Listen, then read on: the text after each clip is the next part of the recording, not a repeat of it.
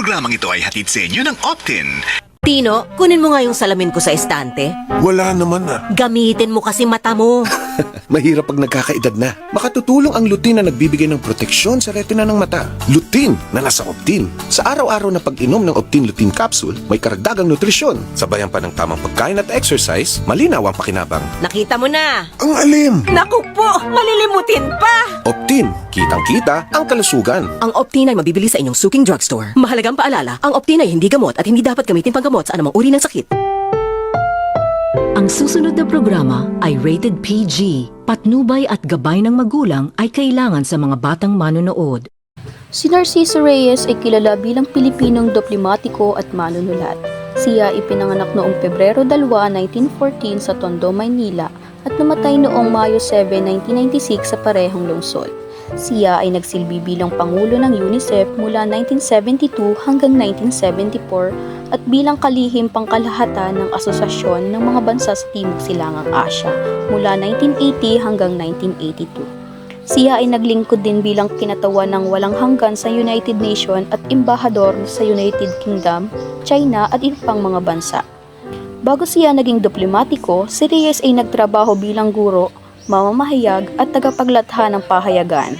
Noong 1948, siya ay sumali sa serbisyong sibil at naatasan sa permanenteng misyon sa United Nations sa New York noong 1954. Pagkatapos ay naging direktor siya ng Philippine Information Agency. Si Reyes ay kilala sa mga mag-aaral ngayon bilang ang may akda ng maikling kwentong Lupang Tinubuan. Ang kwento ay tungkol sa isang matandang lalaking bumalik sa kanyang bayan matapos ang maraming taon ng paglalakbay. Siya ay nakaranas ng pagbabago at pagkakawala ng kanyang mga kaibigan at kamag-anak.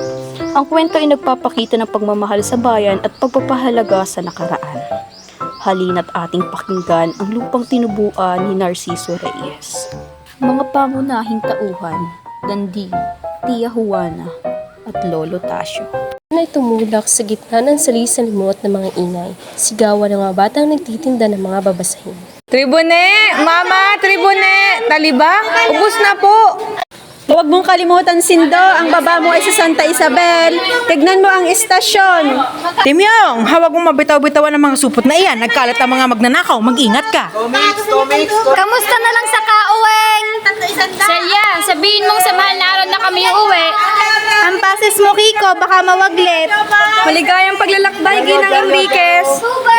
Ngumiti ka naman, Ben. Hindi naman ako magtatagal doon at susulat ako araw-araw. Kumusta na lamang, ha? Paalam, paalam. Ang tren ay nabuhay at dahang-dahang kumilos.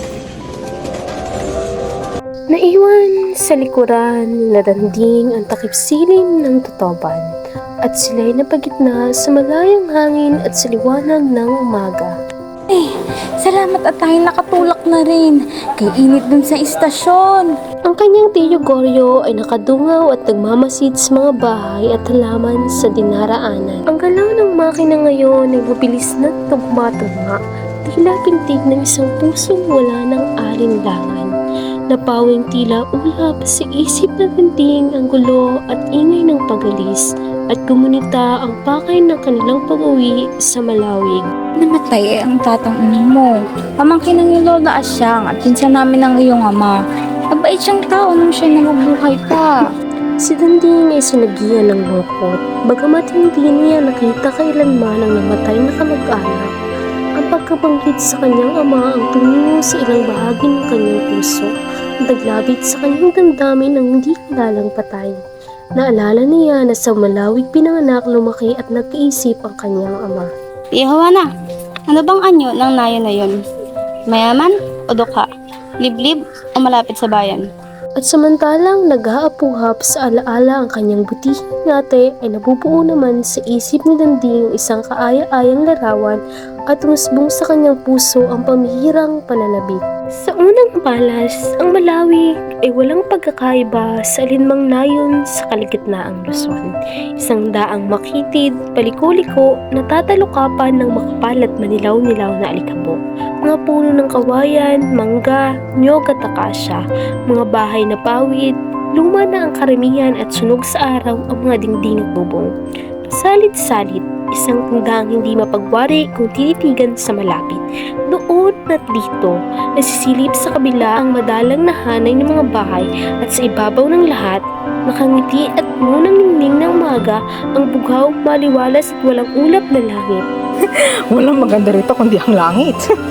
Ang sabing pabiro ng kutsero ng karitelang sinasakyan nila, pinaglalaban ni Danding ang sulak ng pagkabigo sa kanyang dibdib. Hindi po naman ang marahan niyang tugon. Naisaloob niya sa mga nayong tulad nito, isinilang at nagsilakay sina Del Pilar at iba pang mga bayani ng lahi. At sa gayong mga bukid, nagtining ang diwa ng kabayanihan ng himagsikan laban sa mga Kastila. Ang alaalang iyon ay nakakaaliw sa kanya, nagbibigay ng bagong anyo sa lahat ng bagay sa paligid-ligid. Kay rami pala niyang kamag-anak doon, hindi mapatid-patid ang pagpapakilala ng kanyang tiya Juana. Silang yung Lola Tasyo, ang Lola Ines, ang mga pinsan mo, si Juan, si Siling, si Maria at Asias, ang iyong mga nanabito, ang Tata Inteng. Yukod at ngiti rito, halik ng kamay roon, mga kamag-anak na malapit at malayo, tunay at tawa lamang, matatanda at mga bata, ang lahat yata ng tao sa bahay, buhat sa mga nasa hagdan, hanggang nasa loob ay pawang kamag-anak ni Danding. Mabuti na lamang at likas na sarat ang ilong ko. Kung hindi, pulpul na marahil ngayon. Sapagkat sila lamang ang nagsipanggaling sa Maynila, sa pagkikong iyon ay napako kay na Danding ang pansin nila. Umugong kamustaan. Bala na ang nagtanong kay Danding na kung ano ang lagay ng kanyang amang may sakit at kanyang inang siya na lamang ngayong bumubuhay sa kanilang mag-anak. Sinulya ng kanyang tiya Juana si Danding at sinikap na saluhin ang mga tanong. Bantad na siya sa pagkamaramdamin ng kanyang pamangkin at alam niyang ang kasawian ng ama nito ay talo-saling na sugat sa puso nito.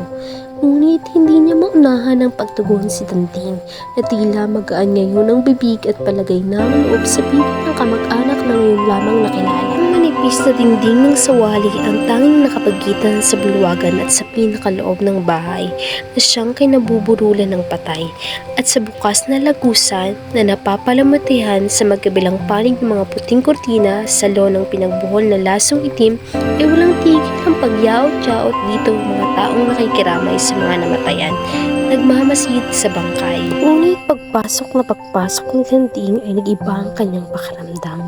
Napawi sa kanyang pandinig ang alingaw sa labas at tumampis sa kanyang puso ang katahimikan ng kamatayan. Dahan-dahan siyang lumapit sa kabaong at pinagmasdan ang mukha ng bangkay. Maputi, kaaya-aya ang bukas, isang mukhang nagbabandila sa katapatan at kagitingan. Nababakas ni Danding ang lapad ng noo sa mga matang hindi ganap ang pagkakapikit at sa hugis ng ilong ang bagyang pagkakahawig sa kanyang ama. Bigla siyang nakaramdam ng awa at lungkot. Hindi mo napapati ang Nana Maria mo at ang pinsan mo si Bining. Umalik ng kamay si Danding sa asawa ng yumao at naupo sa tabi ni Bining. Ngunit wala siyang nasabing anuman, puno ang kanyang puso. Pagkaraan ng ilang sandali ay umabot siya ng isang album sa mesang kalapit. Binuksan niyon at pinagmuni-muni ang mahiwaga at makapangyarihang kaugnayan ng dugo na nagbubuklod ng mga tao. Pagkakain ng tanghalian ay nanaog si Danding at nagtungo sa bukid. Sa may likuran ng bahay, nakaraan na ang panahon ng paghapas at namandala na ang hani. Malinis ang hubad na lupa na naglalantang sa init ng araw. Naupo si Danding sa ilalim ng isang pulutong ng mga punong kawayan at nagmasid sa paligid-ligid. Hindi kalayuan sa gawing kaliwa ay naroon ang kanyang lolo Tasyo na nagkakayas ng kawayan. Ang talim ng matanda ay tila hiyas na kumikislap sa araw.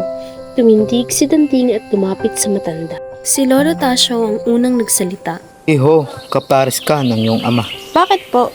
Balisa ka sa gitna ng karamihan, ibig mo pa ang nag-iisa.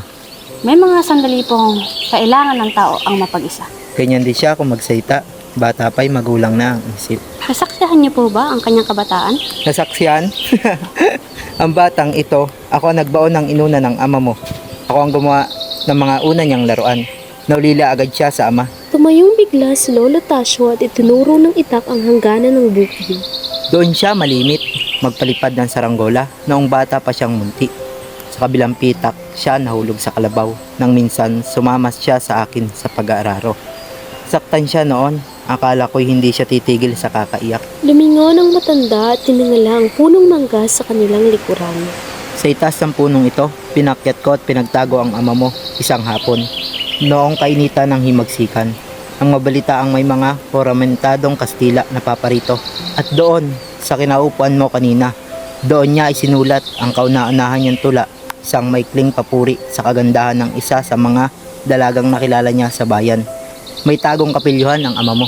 Ang dalaga po bang iyan ang naging sanhi ng pagkakaluwas niya sa Maynila?